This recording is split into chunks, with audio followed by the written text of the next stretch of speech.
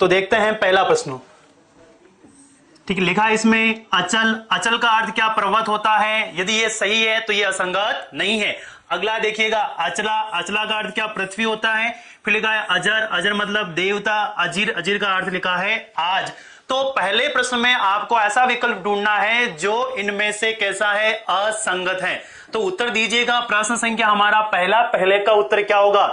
चलिए यहां पर कुछ उत्तर आ रहे हैं। विष्णु जी बिल्कुल आपका सही जवाब है, नरेश जी आपका भी सही है। चलिए अब अचल का अर्थ देखिएगा, अचल का अर्थ होता है पर्वत, बिल्कुल सही है, ये संगत है।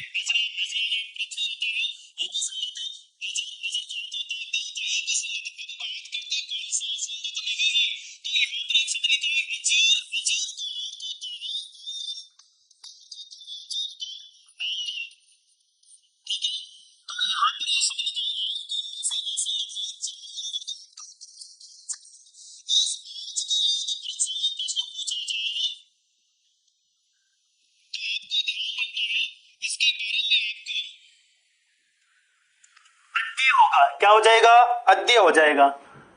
आज माने अद्य और आद्य माने, और इसी के साथ में एक और पूछा जाएगा आद्य। आद्य का अर्थ होता है पहला। क्या अर्थ होता है, पहला। ये आपको ध्यान रखना है। तो इनमें से असंगत कौन सा हो जाएगा, अजीर। अजीर का अर्थ क्या होता है, आंगन। चलिए आगे बढ़ते, आप सभी के सही है। चलिए अगला प्रश्न देखिएगा। यहां पर पुनः आपको क्या ढूंढना है, असंगत ढूंढना है। ठीक है, तो प्रश्न संख्या 2 का सही उत्तर दीजिएगा। क्या लिखा है देखिएगा, क्या आद्य का मतलब आज होता है।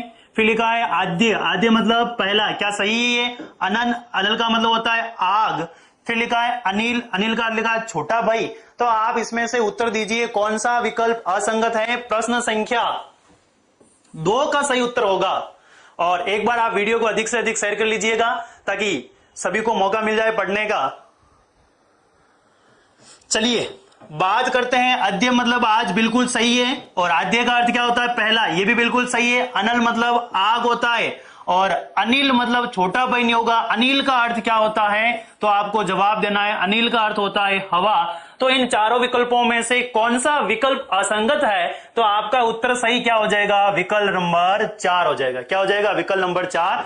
आप सभी के उत्तर सही हैं। चलिए अगले प्रश्न की ओर बढ़ते हैं। बहुत अच्छे प्रश्न हैं, ऐसे ही परीक्षा में आए हैं और ऐसे ही पूछे जाते हैं। चलिए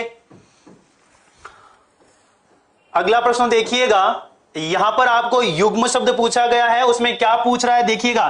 आपको यहां से उत्तर देना है अंबुज और अंबुद शब्द युग्म का अर्थ भेद है। अर्थात अंबुज व अंबुद शब्द का युग्म शब्द का सही अर्थ क्या है, वह आपको क्या करना है, उत्तर देना है। तो यहां पर विकल्प लिखे हैं देखिएगा।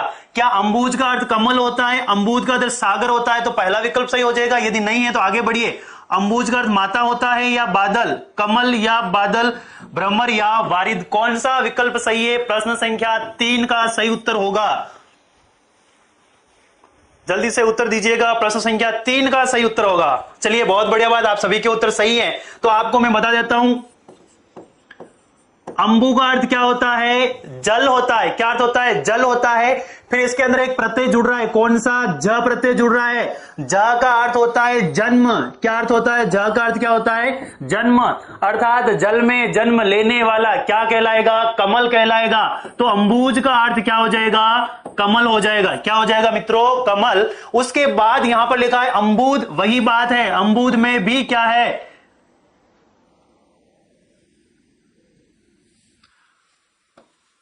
अंबुद के अंदर देखिएगा यहां पर भी द है। द का अर्थ होता है देने वाला। क्या अर्थ होता है, देने वाला। अर्थात जल को देने वाला, जल को देने वाला क्या कहलाएगा, बादल कहलाएगा। तो अंबुद का अर्थ क्या हो जाएगा, बादल। क्या अर्थ होगा, बादल होगा। तो यहां पर हमारा जो विकल्प सही है, पहले कमल उसके बाद बादल। तो इसमें से कौन सा विकल्प ऐसा है जिसमें कमल व बादल का युग्म सही हो जाएगा, तो विकल्प नंबर हमारा 3 सही उत्तर है। ठीक है, चलिए अगले प्रश्न की ओर बढ़ते हैं। चलिए यहां पर अच्छा प्रश्न है, देखिएगा क्या लिखा है। यहां पर लिखा है आदि, एक लिखा है आदि शब्द युग्म का सही अर्थ है। प्रश्न संख्या 4, बहुत अच्छा प्रश्न है, उत्तर दीजिएगा। क्या आदि का अर्थ प्रारंभ होता है, या आदि का मतलब अंत होता है, आदि मतलब पूर्व या पश्चात, या विकल्प नंबर 3 देखिएगा शारीरिक कष्ट या मानसिक कष्ट, या मानसिक कष्ट या भाग या 2 टुकड़े। प्रश्न संख्या 4 का सही उत्तर होगा। अच्छे से पढ़ के उत्तर देना है। चलिए जल्दी से उत्तर दीजिएगा। तो यहां पर इधर देखिएगा, आदि का अर्थ होता है, आदि का जो अर्थ होता है वह अर्थ होता है मानसिक कष्ट। क्या अर्थ होता है आदि का? मानसिक कष्ट होता है। और फिर बात करेंगे, फिर यहां पर ध्यान दीजिएगा, शब्द लिखा है आदि, मतलब इसका अर्थ क्या हो जाएगा? भाग या 2 टुकड़े। क्या करना? भाग या 2 टुकड़े। तो हमारा विकल्प नंबर 4 सही होगा। यदि यहां पर इस प्रकार से आ जाता व्याधि, क्या आ जाता? व्याधि, तो हम इसका उत्तर कर लेते शारीरिक कष्ट। व्याधि का अर्थ क्या होगा? शारीरिक कष्ट होगा। क्या उत्तर हो जाएगा? व्याधि का शारीरिक कष्ट उत्तर होगा। ठीक है, तो आपको यहां से ऐसे प्रश्नों को ध्यान रखना है। यहां पर यदि आपका शब्दकोश मजबूत है तो आप युग्म शब्द का कोई भी परीक्षा में प्रश्न आएगा तो उसे आप हल कर सकते हैं। चलिए, आप सभी के उत्तर सही है, आगे बढ़ते हैं। अगले प्रश्न को देखिएगा। चलिए, अगला प्रश्न क्या कह रहा है? यहां पर आपके सामने लिखा है अंश और अंश शब्द का युग्म अर्थ है। इन दोनों का अर्थ बताइएगा। प्रश्न संख्या 5 का सही उत्तर होगा। चलिए, पहला विकल्प क्या लिखा है? हिस्सा या कुल, कंधा या हिस्सा, किनारा या भाग, परिवार या भाग। कौन सा विकल्प सही हो जाएगा? चलिए उत्तर दीजिएगा। तो अब आप यहां पर चर्चा करेंगे। जो पहला लिखा है अंश, आपने सुना होगा अंश का अर्थ होता है हिस्सा। क्या अर्थ होता है? हिस्सा। तो अंश का अर्थ तो हो जाएगा हिस्सा। और फिर बात करेंगे, एक कॉमर्स का शब्द है जो अंग्रेजी में कहा जाता है उसको शेयर बांटना। क्या कहा जाता है? शेयर बांटना। मतलब ये हो जाएगा अंश। यहां पर थोड़ा सा गड़बड़ हो गया मामला।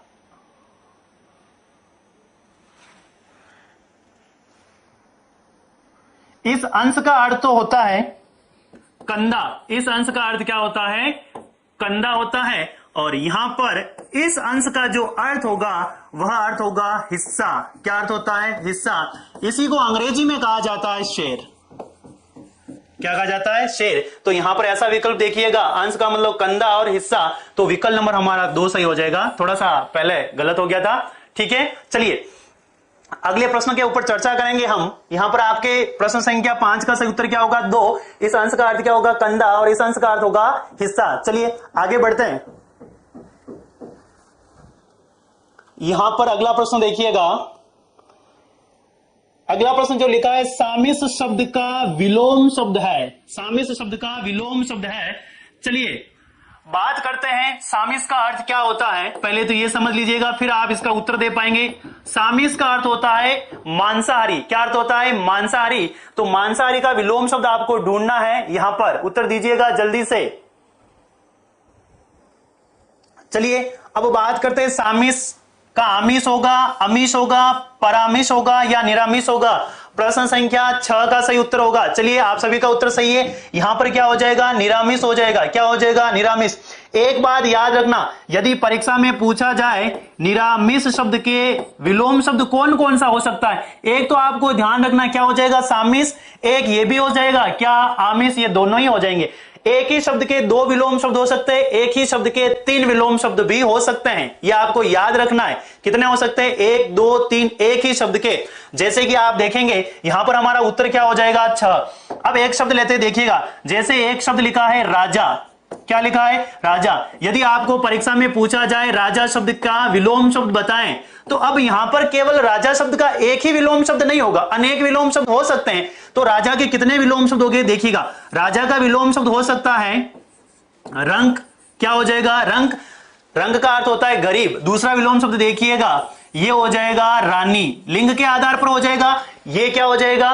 पुल्लिंग। और ये क्या हो जाएगा? स्त्रीलिंग। और एक और हो जाएगा गुण के आधार पर ये हो जाएगा प्रजा। क्या अर्थ हो जाएगा? प्रजा। तो गुण, लिंग और अवस्था के आधार पर इसमें अपन अलग अलग बांट सकते हैं। तो आपको ध्यान रखना, राजा शब्द के कितने विलोम शब्द हो सकते हैं? 3 हो सकते हैं, रंक, रानी और प्रजा। ये परीक्षा में प्रश्न पूछा गया था, कौन सा नहीं होता? तो इसका चौथा जो विकल्प था वह विकल्प था सेना। तो ध्यान रखिएगा, राजा शब्द का सेना शब्द विलोम शब्द कभी नहीं होता है। ऐसा प्रश्न परीक्षा में आ चुका है। चलिए अगले प्रश्न पर चर्चा करते हैं।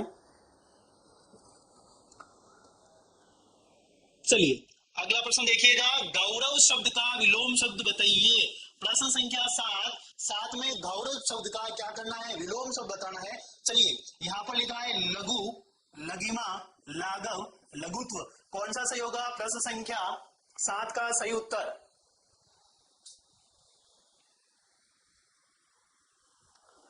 एग्जाम के अंदर कभी भी एक ही शब्द के 3 विलोम शब्द नहीं पूछे जाएंगे, केवल एक ही आएगा परीक्षा के अंदर। ठीक है, चलिए 7 का उत्तर दीजिएगा, गौरव का विलोम शब्द क्या होगा? चलिए अब यहां पर बात करते हैं इस गौरव शब्द में मूल शब्द क्या है। देखिएगा, फिर हम चलेंगे। मूल शब्द होता है गुरु, और गुरु के अंदर हमने एक प्रत्यय जोड़ा, कौन सा? अ। तो यहां पर प्रारंभिक स्वर में उ है और सामने हमारा जादू प्रत्यय अर्थात वृद्धिकरण वाला प्रत्यय जुड़ रहा है। तो अ का हम क्या करेंगे? उ प्लस अ मिलकर औ हो जाएगा, उ का औ हो जाएगा। तो यहां पर ये बराबर में शब्द बनाएगा गौरव। क्या बनाएगा? गौरव। उसी प्रकार से अब इसमें मूल शब्द क्या है? गुरु है। इसी प्रकार से इनमें से भी आपको ऐसा शब्द ढूंढना है जिसमें मूल शब्द के साथ में अ प्रत्यय जुड़ा हो। तो यहां पर हम बात करेंगे, तो यहां पर मूल शब्द लघु है और लघु के अंदर एक प्रत्यय जुड़ रहा है अ, फिर यहां पर एक शब्द बन जाएगा लाघव। क्या बन जाएगा? लाघव। तो यहां पर जैसा प्रत्यय जुड़ा है वैसा ही विलोम शब्दों की रचना होगी। उसी प्रकार से आपको उत्तर देना है। तो यहां पर आपका उत्तर क्या हो जाएगा? 3 नंबर।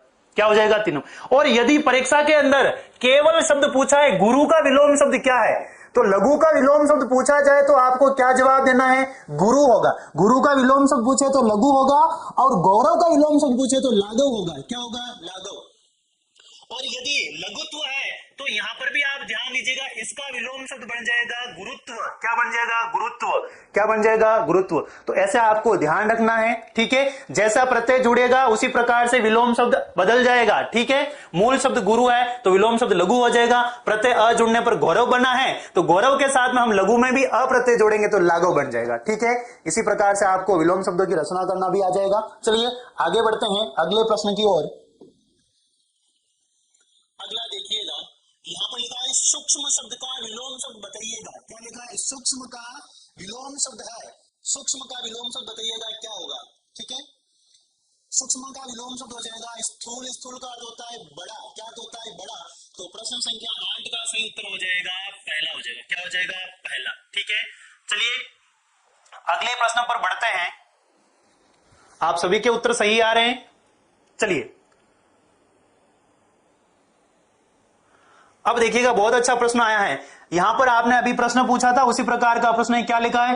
रंक का विलोम शब्द है। क्या लिखा है? रंक का विलोम शब्द है। अब देखिएगा, धनवान होगा, राजा होगा, शासक होगा या पूंजीपति होगा। तो यहां पर आपको एक सटीक उत्तर देना है जो क्या है? सबसे ज्यादा निकट है। तो यहां पर राजा का विलोम शब्द अभी अभी मैंने बताया था, राजा के 3 विलोम शब्द बताए हैं। उनमें से हमें एक तो रंक मिला था, एक क्या मिला था? रानी मिला था, एक हमें क्या मिला था? प्रजा मिला था। अब इनमें से देख लीजिएगा कौन सा आ रहा है। तो रंक का विलोम शब्द क्या हो जाएगा? राजा। क्या हो जाएगा? राजा हो जाएगा। तो प्रश्न संख्या 1 का उत्तर 9 का क्या सही हो जाएगा? 2 नंबर। आप सभी के सही है, बहुत बढ़िया। चलिए अगले प्रश्न की ओर बढ़ेंगे। चलिए अब यहां पर लिखा है, देखिएगा, मूक शब्द का विलोम शब्द है। मूक शब्द का विलोम शब्द है। सबसे पहले तो आपको यह अर्थ पता होना चाहिए, मूक का अर्थ क्या होता है। मूक उसे कहते हैं जो बोल नहीं सकता, अर्थात गूंगे को कहा जाता है। तो आपको यहां पर उत्तर देना है कि मूक शब्द का विलोम शब्द क्या होगा। ठीक है, जो बोल नहीं सकता है उसे कहते हैं मूक। तो यहां पर लिखा है वाचाल। वाचाल का अर्थ होता है वाक्पटु। क्या होता है? वाक्पटु, जो बोलने में क्या हो? अधिक निपुण हो। तो यहां पर सही उत्तर क्या हो जाएगा? वाचाल। क्या हो जाएगा? वाचाल। बहुत बार ये परीक्षा में पूछा गया है तो आपको इस पे भी ध्यान रखना है। बिल्कुल सही जवाब है। चलिए आगे बढ़ते हैं हम। अगला देखिएगा, अब यदि आपको पर्यायवाची आते हैं अच्छे से तो ही आप इसका उत्तर दे सकते हैं, अन्यथा आप उत्तर नहीं दे पाएंगे। चलिए बात करते हैं प्रश्न संख्या 11। 11 में क्या लिखा है, आपको ऐसा विकल्प ढूंढना है जो असंगत है। क्या है, असंगत है। विकल्प देखिएगा, पहला नेत्र लिखा है। क्या लिखा है, नेत्र। नेत्र के अंदर लिखा है नयन, चक्षु, लोचन, दृग। क्या ये सभी के सभी सही है?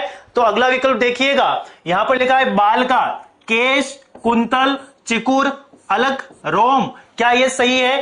तो आगे बढ़िएगा, अगला प्रश्न देखिएगा, विकल्प नंबर 3 आग का लिखा है अनल, पावक, दहन, कृषाणु।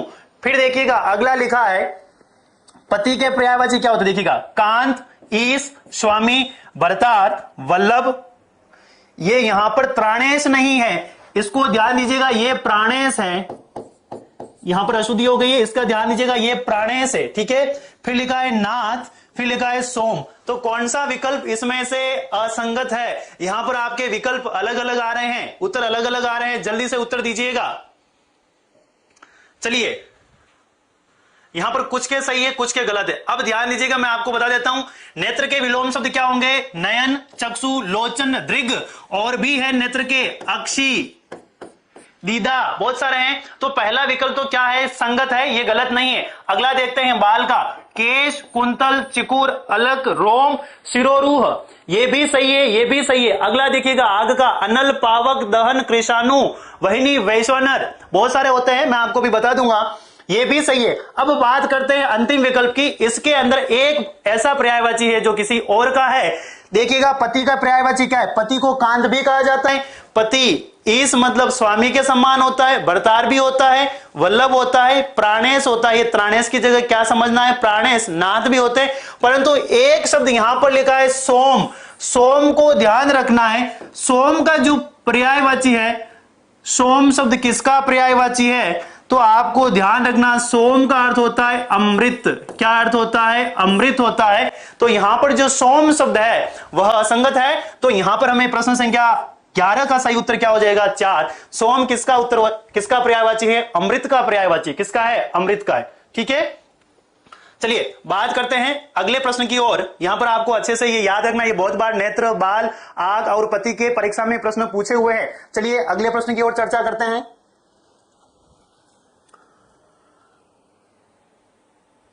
चलिए यहां पर लिखा है बिजली का कौन सा पर्यायवाची शब्द नहीं है। अब आपको इसमें से एक ढूंढना है जो बिजली का पर्यायवाची नहीं है। तो विकल्प देखिएगा, पहला लिखा है तड़ित, फिर लिखा है दामिनी, अम्बुद, फिर लिखा है चंचला। तो कौन सा विकल्प सही होगा, उत्तर दीजिएगा जल्दी से। प्रश्न संख्या 12। तड़ित भी होता है, दामिनी भी होता है, चंचला भी होता है, अम्बुद नहीं होता। अभी अभी मैं बताया था, अंबु का अर्थ जल होता है और द इसमें जुड़ा हुआ है, द का अर्थ होता है देने वाला। क्या अर्थ होता है, देने वाला। तो यहां पर हम बात करेंगे अम्बुद जो शब्द है उसका अर्थ तो क्या होता है, बादल। क्या अर्थ होगा, बादल होगा। तो यहां पर हमारा विकल्प नंबर 3 सही हो जाएगा। प्रश्न संख्या 12 का क्या सही हो जाएगा, 3 सही होगा। क्या सही होगा, 3 सही होगा। चलिए एक बात और याद रखना, शब्दकोश आपका उपसर्ग, प्रत्यय, संधि, समास इन्हीं से तैयार होता है, वहीं से आप सीखते आते हो। फिर आगे जाके आपको यही टॉपिक आपके परीक्षा में पूछे जाते हैं, तो आपको संधि आती है तो वहां से आपका शब्दकोश तैयार होता जाता है। इसी प्रकार के अब आगे बढ़ेंगे हम। देखिएगा अगला, चलिए यहां पर प्रश्न संख्या 13 में देखिएगा कमल का कौन सा शब्द पर्यायवाची नहीं है। अब आपको कमल के पर्यायवाची क्या करना है, इनमें से ऐसा ढूंढना है जो कमल का पर्यायवाची नहीं है। ठीक है, चलिए लिखा है मनोज, जलज, पंकज, नीरज। तो प्रश्न संख्या 13 का सही उत्तर होगा, बिल्कुल सही जवाब है। कमल का कौन सा पर्यायवाची नहीं है, चलिए उत्तर आ रहा है। तो यहां पर बात करेंगे, मनोज शब्द की बात करेंगे तो ये बनता है विसर्ग संधि के नियम से मनः धन ज। ज का अर्थ होता है जन्म लेने वाला, मन में, मन का अर्थ क्या होता है, मन में जन्म लेने वाला।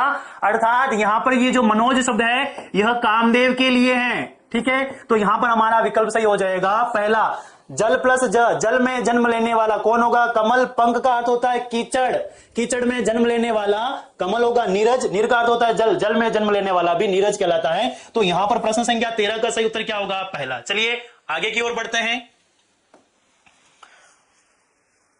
चलिए यहां पर लिखा है ब्रह्मा का पर्यायवाची कौन सा है? बहुत ही अच्छा प्रश्न है। यहां पर आपको ब्रह्मा के बारे में पूछा है, ब्रह्मा का पर्यायवाची शब्द कौन सा है? इन 4 विकल्प में से आपको एक विकल्प बताना है। चलिए, क्या चक्रपाणी, विरंची, गंगाधर या त्रिलोचन? कौन सा सही होगा? प्रश्न संख्या 14। हाँ, बिल्कुल सही है आपके मनोज। चलिए, यहां पर बात करेंगे चक्रपाणी। चक्रपाणी तो किसको कहा जाता है? विष्णु को कहा जाता है। किसको कहा जाता है? विष्णु भगवान को कहा जाता है।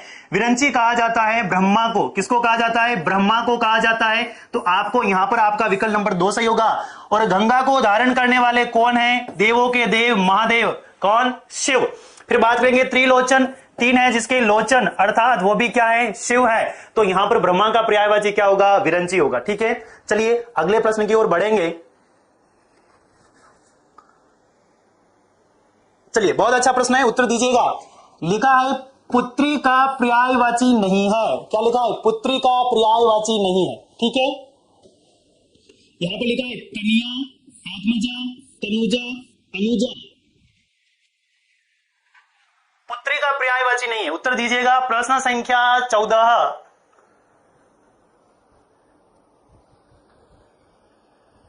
उत्तर दीजिएगा जल्दी से। बहुत बढ़िया, कुछ के उत्तर आ रहे। विकल्प नंबर 4 बिल्कुल सही जवाब है। चलिए, बहुत बढ़िया। अब बात करते हैं, यहां पर देखिएगा अनु। ठीक है, इस अनु का अर्थ होता है पीछे। क्या अर्थ होता है? पीछे। ठीक है, फिर इसमें एक शब्द जुड़ता है ज, वह शब्द क्या बन जाता है? अनुज। क्या बनेगा? अनुज। अनुज का अर्थ होता है छोटा भाई। अनुज का क्या अर्थ होगा? छोटा भाई हो जाएगा। अब यहां पर लिखा है अनुजा, मतलब इसमें आ प्रत्यय जुड़ा है। इसका मतलब पुल्लिंग से स्त्रीलिंग रूप की रचना हो गई। तो अब जो शब्द है हमारे पास अनुजा, अनुजा का अर्थ हो जाएगा छोटी बहन। क्या अर्थ होगा? छोटी बहन। ठीक है, तो विकल्प नंबर हमारा 4 सही होगा कि इनमें से पुत्री का कौन सा पर्यायवाची नहीं है। ठीक है, हाँ बिल्कुल सही जवाब है भरत जी आपका, अनुजा हो जाएगा। ठीक है, छोटी बहन को कहा जाता है। चलिए अगले प्रश्न की ओर बढ़ते हैं। चलिए अगला प्रश्न देखिएगा। युयुत्सु का अर्थ है क्या पूछा गया है? युयुत्सु का अर्थ है, चलिए उत्तर देखिएगा, युद्ध में अमर होने वाला, या युद्ध की इच्छा, या दूसरों को रुलाने वाला। क्या लिखा है? दूसरों को रुलाने वाला। ठीक है, दूसरों को रुलाने वाला या युद्ध की इच्छा रखने वाला। उत्तर दीजिएगा। युयुत्सु का अर्थ क्या होता है? युद्ध में इच्छा रखने वाला या युद्ध की इच्छा। यहां पर आपको 2 विकल्प में कंफ्यूज करेगा। उत्तर दीजिएगा जल्दी से। चलिए बात करते हैं क्या है।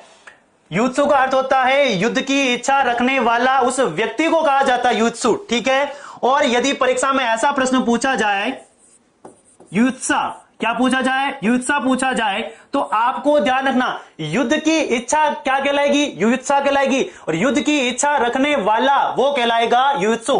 तो युयुत्सा का अर्थ क्या हो जाएगा? युद्ध की इच्छा। क्या हो जाएगा? युद्ध की इच्छा। और हमें परीक्षा में क्या पूछा जा रहा है? अभी युयुत्सु का अर्थ पूछा जा रहा है, तो युद्ध की इच्छा रखने वाला कहलाएगा। तो यहां पर आपके प्रश्न संख्या 14 का सही उत्तर क्या होगा? 4 होगा। बिल्कुल सही जवाब है। चलिए आगे बढ़ते हैं। अगला प्रश्न देखिएगा, जल्दी से उत्तर दीजिएगा। सब कुछ जानने वाला के लिए उपयुक्त शब्द है, अर्थात जो सब जानता है उसके लिए उपयुक्त शब्द है, क्या होगा? उत्तर दीजिएगा। जानकार, सर्वज्ञ, बुद्धिमान या अज्ञेय हो जाएगा। ठीक है, चलिए यहां पर जो आपका सही उत्तर होगा वह हो जाएगा सर्वज्ञ। क्या हो जाएगा? सर्वज्ञ। सर्व माने सभी, ज्ञ माने जानने वाला। ठीक है, तो उत्तर हो जाएगा सर्वज्ञ। बहुत सरल सा प्रश्न है। चलिए अगले प्रश्न की ओर बढ़ते हैं। यह बहुत अच्छा प्रश्न है, देखिएगा। यहां पर लिखा है किसी के पास रखी दूसरे की वस्तु के लिए एक शब्द होगा। बहुत अच्छा प्रश्न है। किसी के पास रखी दूसरे की वस्तु के लिए एक शब्द होगा। वर्तिका, थाती, बपोती या पर्वती। प्रश्न संख्या 18 का सही उत्तर होगा। चलिए आपसे अपेक्षा करता हूं आप उत्तर देंगे। प्रश्न संख्या 18 का सही उत्तर होगा। चलिए कुछ उत्तर आ रहे हैं, 2 बिल्कुल सही जवाब है। चलिए यहां पर हम बात करेंगे, किसी के पास जो रखी वस्तु दूसरे की है उसे हम कहते हैं थाती। क्या कहते हैं? थाती कहते हैं। बहुत अच्छा प्रश्न है, ध्यान रखना है इसको। चलिए अगले प्रश्न की ओर बढ़ेंगे हम।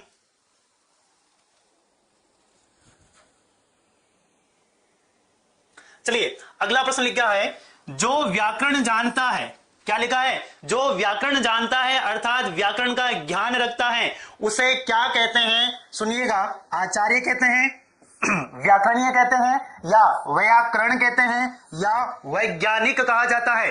प्रश्न संख्या 19 का सही उत्तर होगा, चलिए उत्तर दीजिएगा। तो ध्यान दीजिएगा, जो हम पढ़ रहे हैं, जो अभी हम पढ़ रहे हैं वो तो हमारे लिए क्या है? व्याकरण है। क्या है? व्याकरण है। और इसी शब्द के अंदर एक प्रत्यय जुड़ता है, क्या? अप्रत्यय।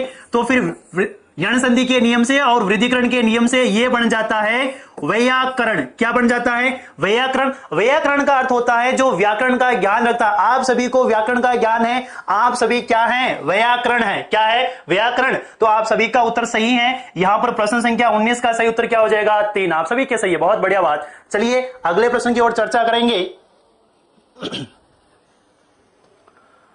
चलिएगा, अभी देखिएगा, लिखा है प्रश्न संख्या 20, वह स्त्री जिसका पति परदेश से आने वाला हो, वह स्त्री जिसका पति परदेश गया है वहां से आने वाला हो, उसके लिए आपको एक शब्द में बताना है। क्या कहलाएगा? आगत पति का कहलाएगा, प्रेषित पति का कहलाएगा, निरर्थक कहलाएगा, या प्रवृत्स्य पति का कहलाएगा? ठीक है, उत्तर दीजिएगा। हाँ, कुछ विद्यार्थी बोल रहे सर जी नाम लेते रहिएगा, मैं आपको बता देता हूं, इतने जल्दी कमेंट चल रहे कि नाम पढ़ना मुश्किल है। ठीक है, आप सभी के उत्तर सही हैं। चलिए अब बात करते हैं, यहां पर क्या है? आने वाला है। क्या करने वाला? आने वाला है। तो इसके लिए हमारे लिए एक शब्द होगा आगत पति का। क्या अर्थ हो जाएगा? आगत पति का। ठीक है, यहां पर